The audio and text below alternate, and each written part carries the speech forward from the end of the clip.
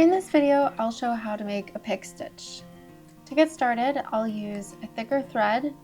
Typically, a buttonhole thread works really well. There are no knots needed at the end of my thread for this. Instead, I will hide the ends inside of the garment. To lock the ends in place, I will make a very small back stitch to begin the process.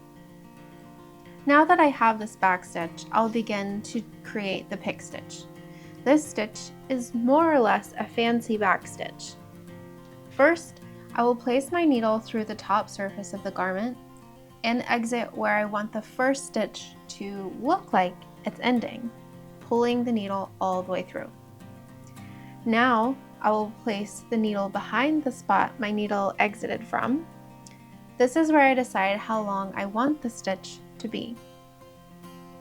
I'll guide my needle under the spot I started and choose where I want the next stitch to begin.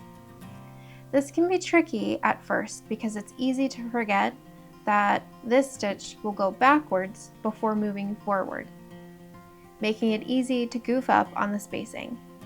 But when you get the hang of it, it will begin to be easier to gauge each stitch distance. Another key thing to know is that you will have to make a diagonal stitch to turn corners, following the same method with stitch spacing. It will take a few tries to get right, but eventually it'll all make sense. A traditional pick stitch will be spaced evenly. I'm going to attempt to do this, but I'll have to admit I'm a little rusty, since this isn't something I use quite often enough. This stitch is made on a finished garment about 1/8 to 1/4 inch from the edge. It's often spotted on fine tailored garments around the collar and down the lapel. Since I don't intend to keep this stitch on my blazer, I will later remove it. But first I want to show you how to tie off on a stitch that is meant for the surface of a garment. For this example, I will be ending my stitch on the back side of the collar between the felt piece and the self fabric.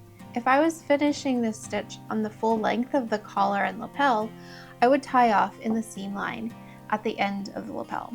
To tie off at my last stitch, I will exit through the seam line, or in this case, between the felt layer on the under collar and the self fabric. Then, the same way as I started the stitch, I will make a small back stitch. Then, for extra security, one more back stitch, but then loop my needle through the stitch to tie off.